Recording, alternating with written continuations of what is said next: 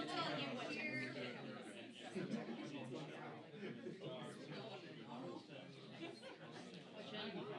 Yeah, but now there's also like a zennial term that applies to people who sort of sit. Because I'm nice. That's not bad.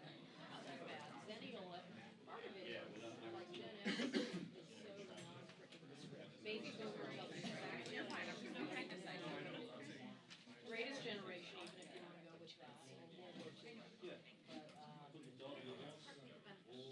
right? Like I'm not just baby boomers. They were our age, like when they were like in this. Well, I think it's nice. Everybody in this is. Yeah.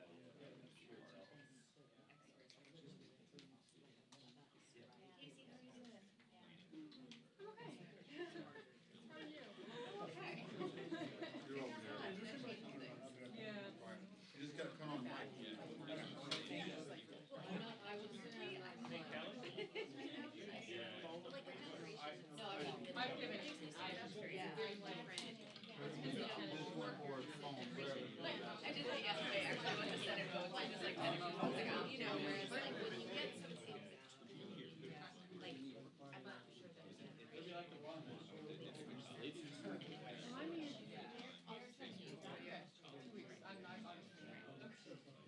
we're gonna have it's gonna be a long summer.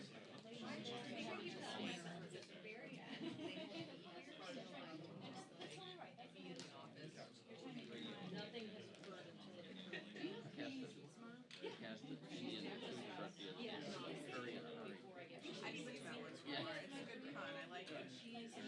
We have one in, there's one in Atlanta. It's called the Black Sevier. You get like collard green quesadillas and stuff like that. He's got like, he's up to like, it's like soul food Mexican. Makes sense. So that's great. I was like, I like her higher life. Yeah, no, she's here. She can't stay. This big baby story here. No, it's great. I'll put it on a second. You just gave me this. Oh, you want me to put yours? So Christina's walking around like she's so. And I think back to like a summer job I had in high school. Every time I see her, it's because she's my life. And like, it was she marketing together. Yeah. Right. There was like every time, like all summer. Bank chairman was charged with staging $16 million in loans on Medicare to be Secretary of the Treasury. Yeah. Pays $188,000. I heard him. Best 2 days past. Yeah, not very much further past. Yeah. It's okay. Nothing. No sins were committed.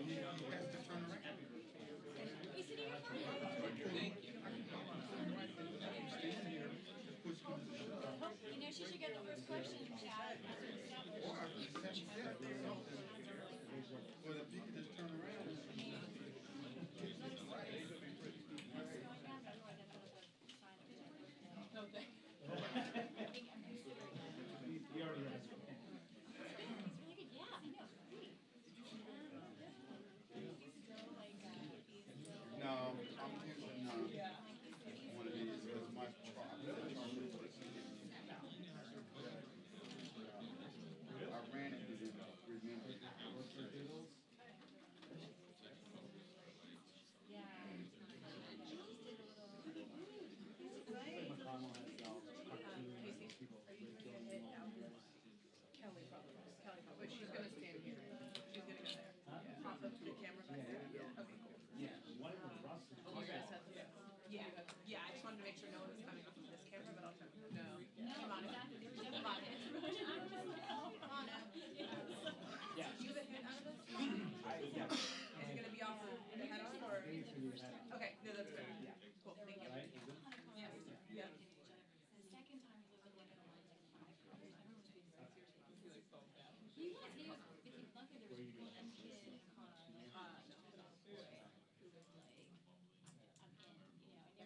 Yeah, and so Max was like, the yellow car, and the yellow car was like, that car. And it was, I loved it, like, the 12-year-old was like, I'm going after the 3-year-old. It is on, you know? So, it was, yeah, he had the time of his life. It was good. Yeah, he's still a little jet lagged from the time. I'm trying to do this. He's like, wait.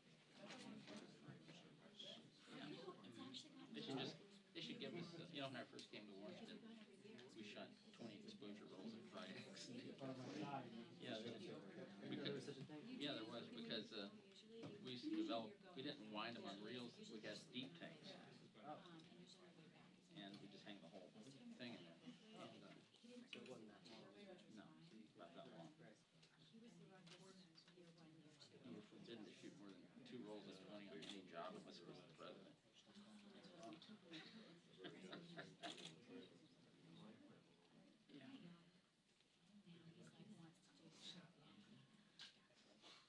You're not going to be there, are you?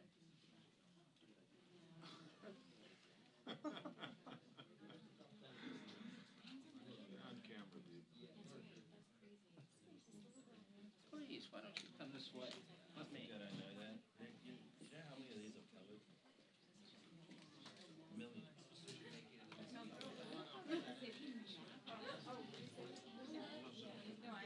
Well, then is this you? Ben Turner?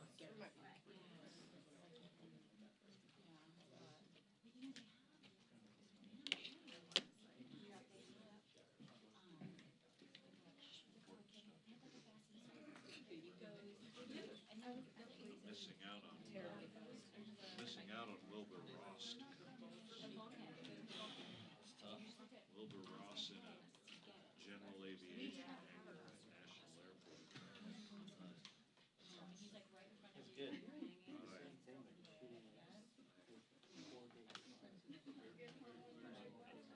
You can find one. I've got a couple sitting on a desk. Anything would happen if The problem is that those 4K cards would not work. anything could happen if it's wrong. They just stay. One gig, just for one day. But You'd be on the front page. That'd be a real. Right, be a heavy shooter. what was it yesterday? They call it machine gun long. No. He was shooting something the other yesterday, and I was like, Shotgun long.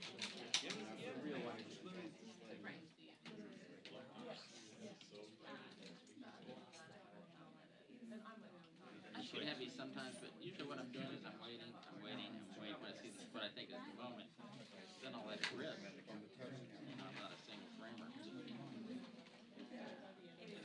tanning at a golf tournament. Dan and Maury. You can't, a lot of those cards won't work in these cameras. Like the 4 AK cards, they're too slow. Or I mean, you could, but It would. Manu, turn towards me. Yeah, just turn towards me so they can take a look. See how it's gonna be. that's what we're talking about. Remember the Sony Mavic that took a floppy disk? Hold on. It did. They're taking a look. Talking to your microphone. 1, 2, 3, 4, 5, 6, 7, 8, 9, 10. Is your microphone on? Survey.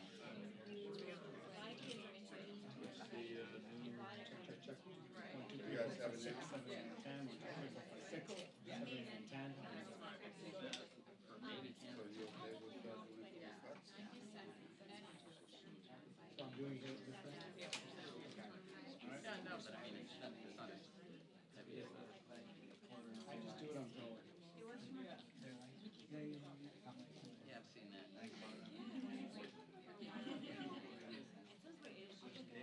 They haven't talked to me. Can someone talk to Monica about that fee? You check that fee? Okay, you said you couldn't hear you.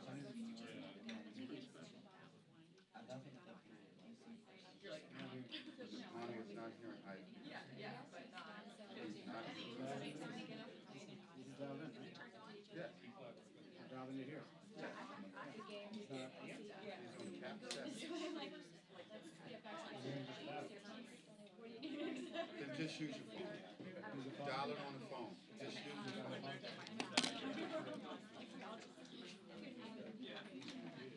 Where? Do for dollar temperature.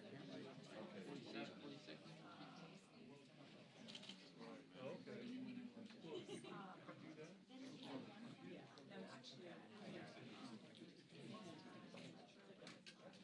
Here, Monica's gonna use his phone for ISP. It's not cap set. Yeah, I got you. You have them now, right? You got them now? I did auto entry yesterday. We're thinking, my wife, I think it was yesterday, it is still. You'd think it would never change, but there are subtleties. If there's not so much light on, like them TV. start. Right, Rick?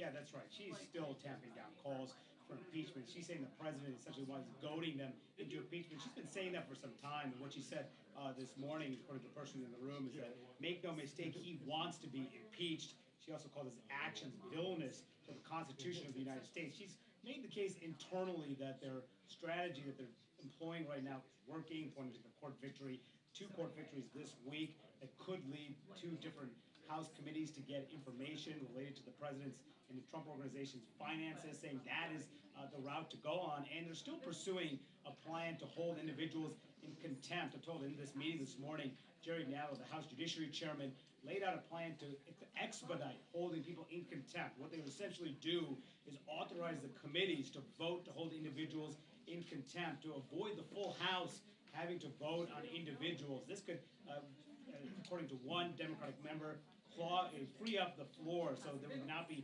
the full House wouldn't be tied up with voting on individual people being held in contempt. Instead, all these committees could move forward and hold these people who are defying subpoenas, not listening to the requests, to move in a much more expeditious fashion and essentially escalate this fight with the Trump administration if they were to move this route. It sounds like they will in the first week of June. Now, we know already Bill Barr, the Attorney General of some of the House Judiciary Committee, has voted to hold in contempt. Don McGahn, the former White House counsel, skipped a hearing this week despite being hit with a subpoena by the House Judiciary Committee. Jerry Nadler wants to hold him in contempt as well. Undoubtedly, there'll be others who will do that. So even as the president is telling them to back off, the Speaker and House Democrats are showing no signs they will do that. They're not moving forward on impeachment, but the investigations are continuing, and Democrats plan to continue the push to punish these individuals who are not listening to their demands.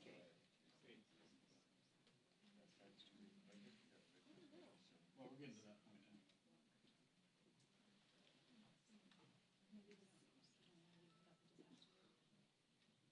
Oh, pages. Now pages are going. Oh my God.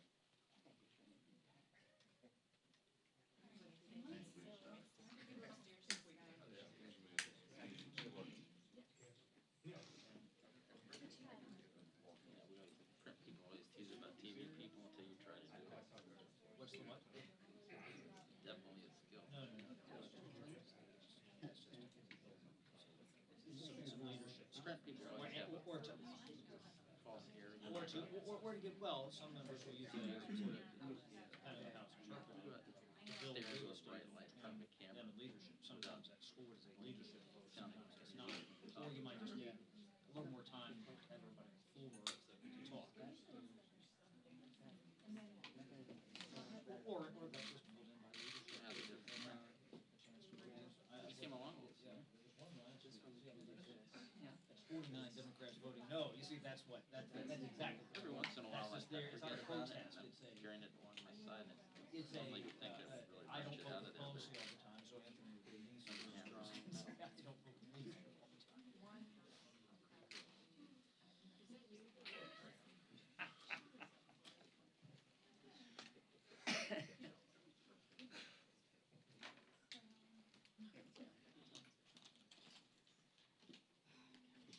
Move it now.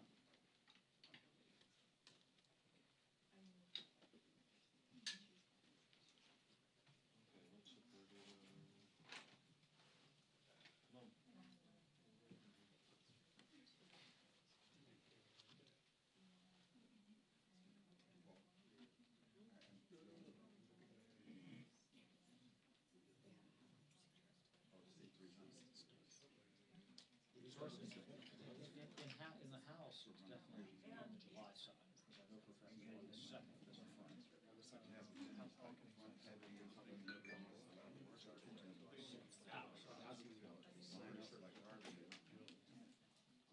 Stand up like this big.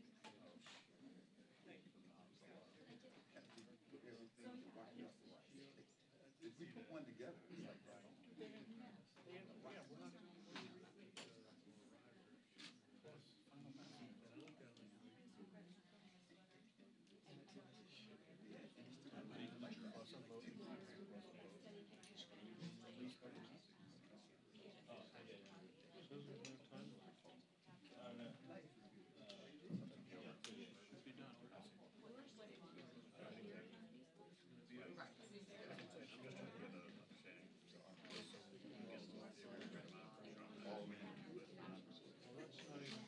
That's why they build in that room, they needed the extra time just to talk to the kids. So you build that in, now they know they have that all day.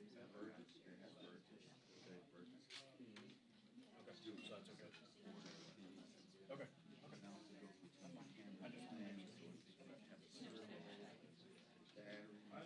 Everything. Just like, you know.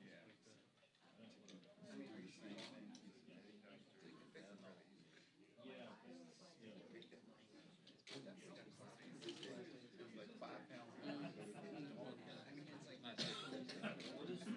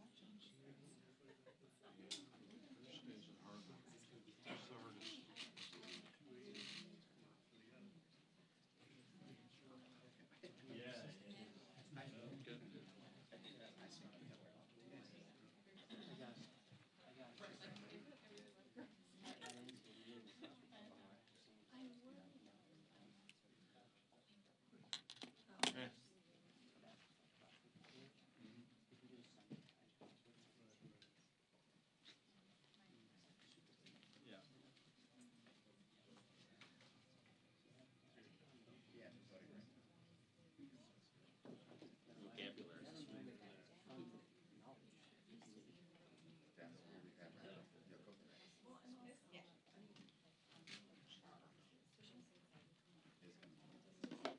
Should just be 2 minutes.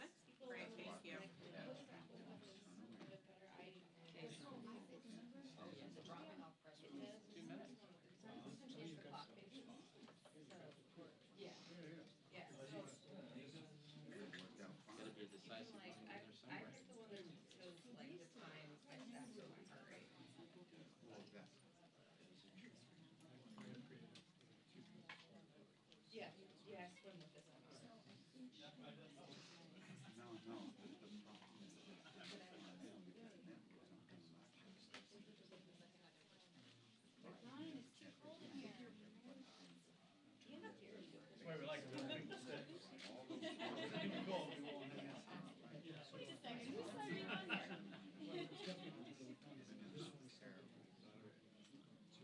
really? I like that you can call it the, like, they are taking issues. Yeah. I showed them. That's why I found this issue. I guess it just has to happen again.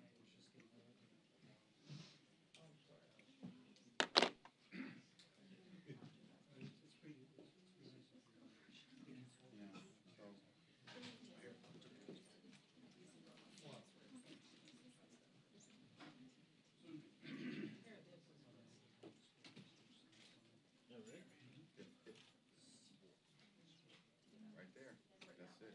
Because see, I don't have enough lights on. We'll probably pull them up here, so we'll figure something out.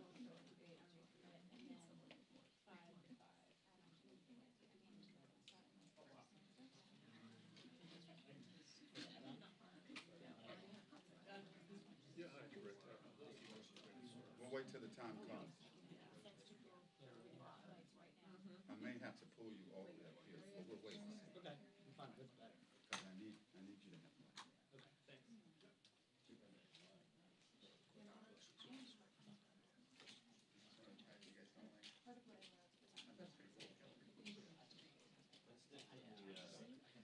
7%.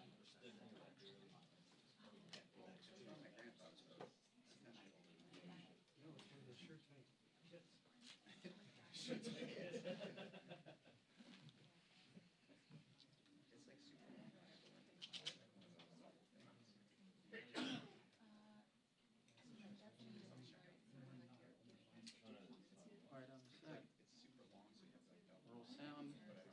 Mark, cue the talent.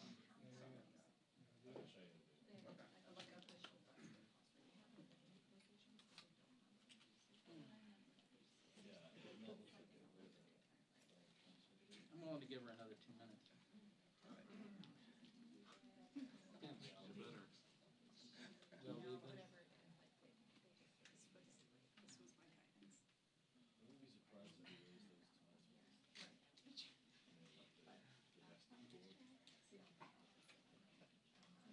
Just give her a 30-minute warning on Monday morning.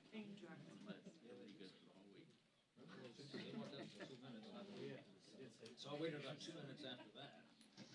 And I said, that really needs at least 5.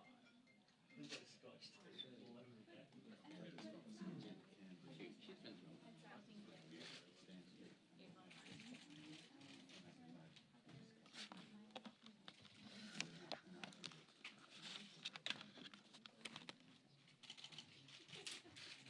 Down in front.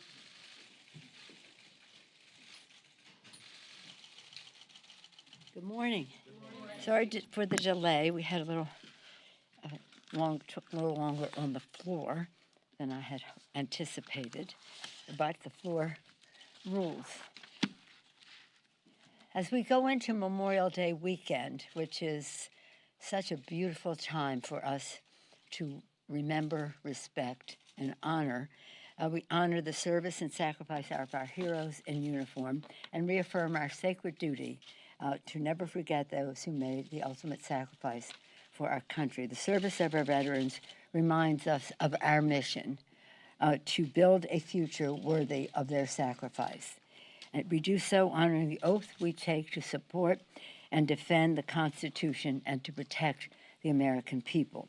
Honoring that oath this week, the House passed 9 bills to support veterans, protecting their health benefits, financial security, and taking actions to end the crisis of veteran suicide. This week, we're also passing an urgently needed fix for military families facing tax hikes under the GOP tax scam. With the kiddie tax, Republicans took $500 million from working and middle-class families and gave it to big corporations and the wealthy. $500 million, the kiddie tax. It is unacceptable that surviving children of our fallen heroes who have suffered so much are now forced to pay thousands of additional dollars in taxes on their benefits. They cannot be forced to sacrifice twice. As Democrats take action to protect military families, we also are hard at work to protect our workers, in stark contrast to the Republican special interest agenda. Today, in the same legislation that contains the Kiddie Tax Act, that's to fix what the Republicans did in their tax scam, we're passing the Secure Act. We're passing strong measures to help workers have a secure retirement. And yesterday, Congresswoman Waters' Consumer First Act, reversing the administration's destruction of the Consumer Bureau, which the Consumer Bureau returned nearly $12 billion to 30 million seniors, service members, and veterans before being gutted by the Trump administration. Also, to honor our oath, we're hoping to have a disaster supplemental bill passed before we leave for the district work period. That was our hope. That's what we've been working on till wee small hours of the night last night. However, we have sent legislation, bipartisan legislation passed in the House to the Senate. It would be helpful for those in the disaster-stricken areas if the Senate would just pass the bills and send it on to the president. We passed a bill a while back, months ago, and then in light of the other disasters that occurred in the spring, we then passed another bill that expanded the areas that were affected. That's sitting over at the Senate. They could well just pass it and send it to the president. That would send such a beautiful message to those areas that are affected and continue to be affected. You see what's happening in Missouri as we gather here. What the problem is that the Trump administration has put in conditions for border funding that are just totally unacceptable, really don't have anything to do with what we're trying to do for disaster assistance, and we have not been able to find common ground. We understand our responsibility to protect our border, but what they're doing is just not right. And it's important to note that in the 10 years before this, not a single child died in the custody of the border. Now 6 children have died in the last several months. 6 children have died in the last several months. Further honoring our oath means honoring our constitutional responsibility to conduct oversight of the president and the Trump administration. That responsibility has been resoundingly affirmed again and again, making absolutely clear that the House has a responsibility to follow the facts, uncover the truth for the American people. Yesterday's Deutsche Bank ruling concluded, and I quote, "Put simply, the power of Congress to conduct investigations is inherent in the legislative process." And in the Mazars case, that would be on Monday, the judge declared, "There can be little doubt that Congress' interest in the accuracy of the president's financial disclosures falls within the legislative sphere. But the president's priority is his personal and political interest, not the public interest." Yesterday, as you know, Democrats went to the White House prepared to offer the president the opportunity to launch an historic infrastructure initiative. We had met 3 weeks before, the idea that and it was a good positive meeting about how we build the infrastructure of our country, roads, bridges, mass transit, broadband in rural areas and in underserved urban areas as well, water systems, both wastewater and safe, clean drinking water, infrastructure for our satellites so that our technology works here. For all of these things, we were optimistic. We also were hoping for housing and school construction as a further part of the conversation. But the question is, how was it paid for?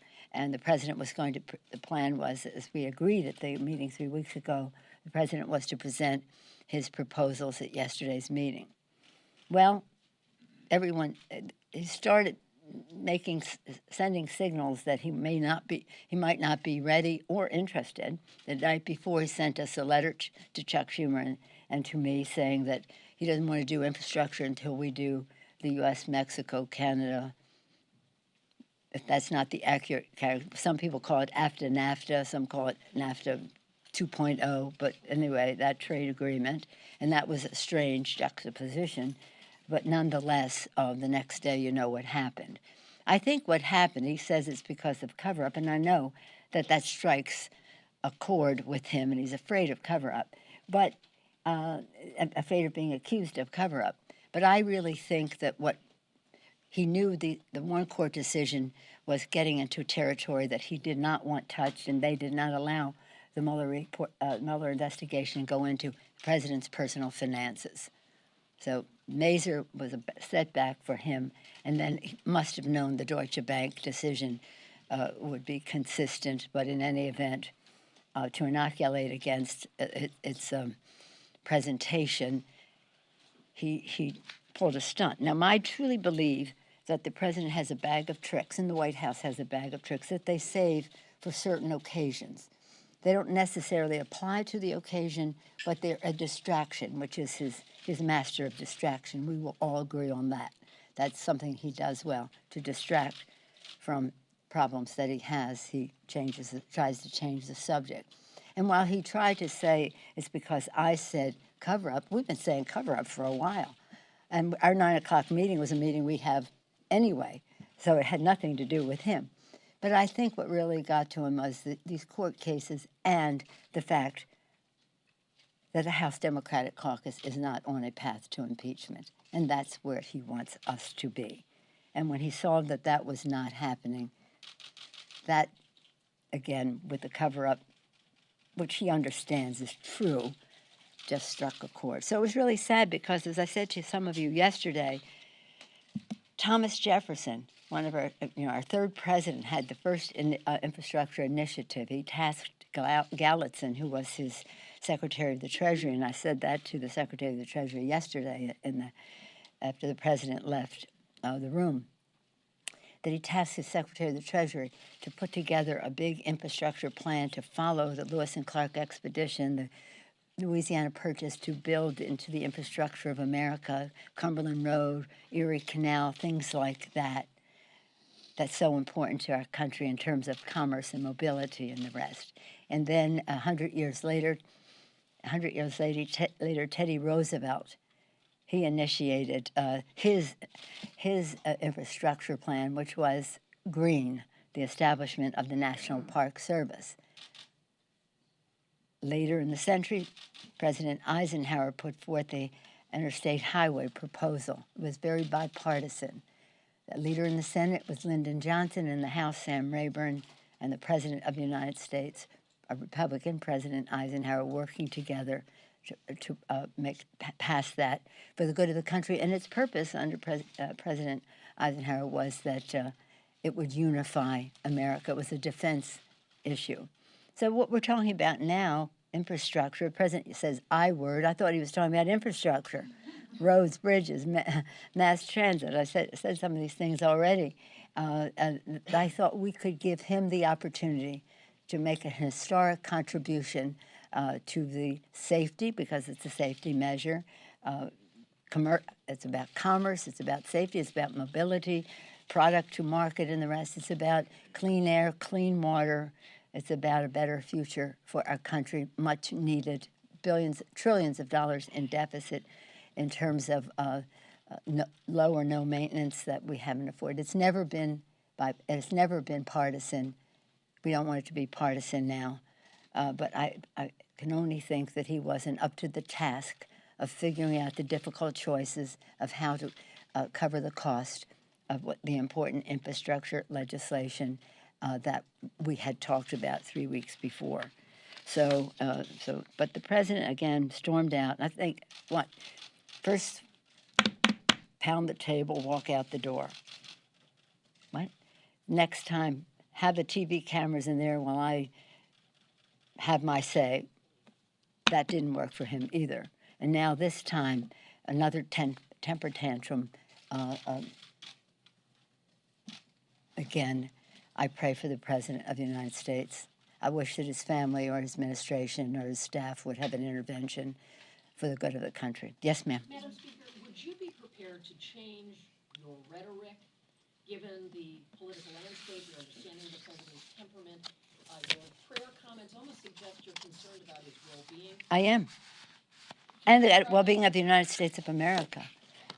Would you be prepared to do something differently for the pragmatism of getting use phrases like cover up or to not perhaps provoke him? Would you be open to that? Well, you have bought into his excuse. No, That I was mean, not a reason that he did that yesterday. That was an excuse for him to do that. And with all due respect to your question, do not intend not to honor my oath of office, nor do my colleagues in the House of Representatives, to honor our oath of office to protect and defend the Constitution, which has a system of checks and balances, separation of power in it. And again, it's a question of the American people understanding that what he is doing is an assault on the Constitution of the United States. We can walk and chew gum at the same time. I hope he can too. Yesterday you said that the president may have engaged in impeachable offenses. Yeah. Yet today you're saying you're not on a path to impeachment. Can you explain why you're opposed to launching an impeachment inquiry, as many of your members want to do? Let me be really very clear. The president's behavior in terms of his obstruction of justice, the things that he is doing, it's very clear. It's in plain sight. It cannot be denied. Ignoring subpoenas, obstruction of justice. Yes, these could be impeachable offenses, but I intend not. There are three things. You might understand it better if you remember these three things. We want to follow the facts to get the truth to the American people, with a recognition, too, that no one is above the law, and three, that the president is engaged in a cover-up. And that is what my statement is. How we deal with it is a decision that our caucus makes, and our caucus is very much saying whatever we do, we need to be ready when we do it. And I do think that impeachment is a very divisive place to go in our country. And what we can get the facts to the American people through our investigation, it may take us to a place that is unavoidable in terms of impeachment or not. But we're not at that place yet. Yes, Jason. Another meeting with the president after what happened, and can you work with him on anything? Of course. I mean, we're dealing with a situation that is becoming more predictable. But I do think that we have a responsibility to try to find common ground. It's funny you asked that question, Casey, because yesterday I was going to start the meeting in terms of course, putting it in historic perspective, as I have done here, but also say we're very busy people, the leaders in the Congress, especially the President of the United States, I think. And a meeting between the leaders of the Congress and the President is an historic meeting. This is not a casual coming together of Democrats and Republicans.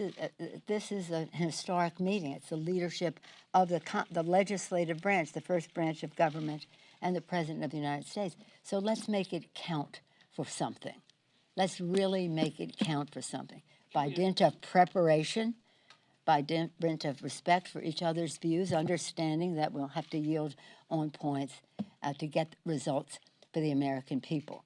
But he obviously was not prepared. By dint of preparation, he was not prepared, and so he used some excuse to go out the door. And I will not take responsibility for his irresponsible behavior because we're pointing out the truth to the American people. Excuse me, she has a follow-up. Given the gravity of the meeting, Kellyanne Conway made a remark to you at the end of the meeting. She's apparently expanded on her remarks. I'm not going to talk about her. I responded as the Speaker of the House to the President of the United States. Other conversations people want to have among themselves is up to them. Yes, sir. Thank you, Madam Speaker. Now, obviously, you guys have a lot of major legislative issues that you need to address this summer. The Treasury Secretary here was talking about raising the debt ceiling, the import of that. Yeah. They're going to need Democratic votes. To add the other question here, how do you go back and re-engineer this? You might not get infrastructure, but you got to keep the government open, and you have to raise the debt ceiling, and they're going to have Democratic votes, and the president is going to have that.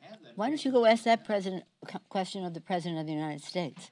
We have always been responsible. Left to their own devices, our appropriators can always, I'm an appropriator, that I forge in that culture, intelligence and appropriations.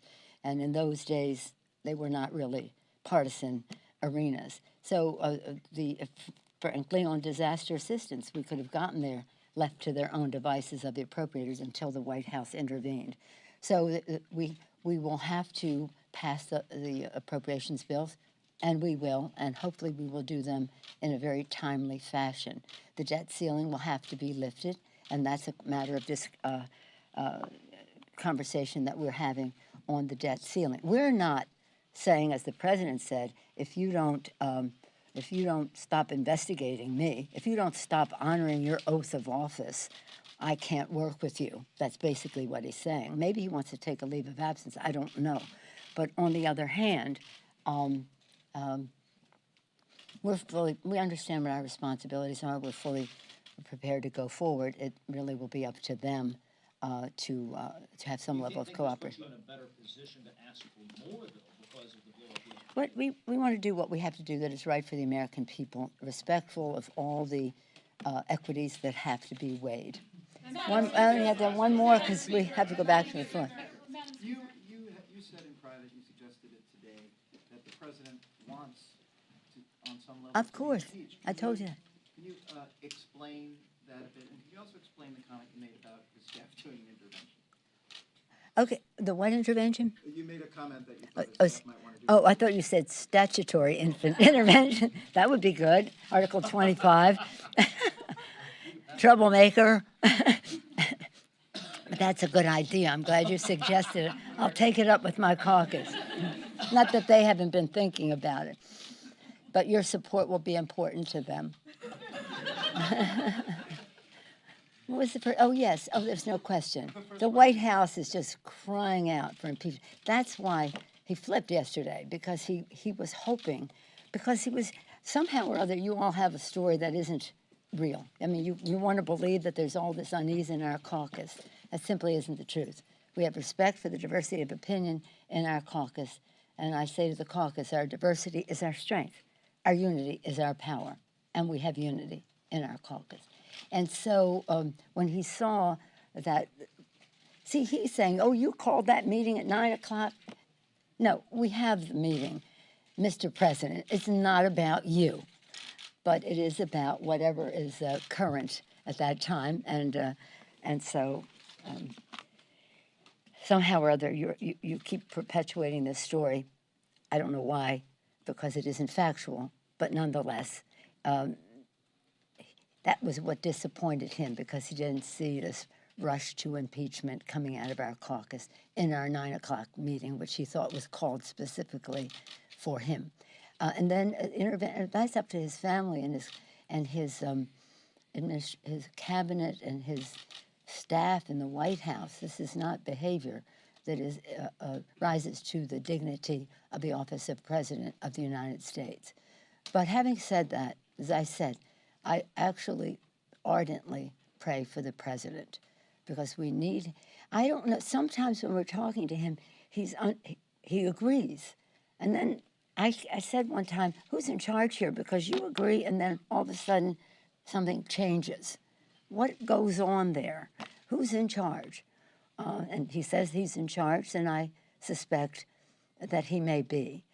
And I suspect he may be even more since yesterday, because I don't think that any responsible assistant to the President of the United States would have advised him to do what he did yesterday. That's it. Thank you all. Bye-bye. About the Warriors. About the Warriors. Almost will not on yellow jacket today, but let's see the other side play out. I watch every game. I've watched almost You every prefer game. Toronto or Milwaukee? Well, I'm kind of, while I would not like to play against the Greek freak, it would be fun. It would be fun, yeah.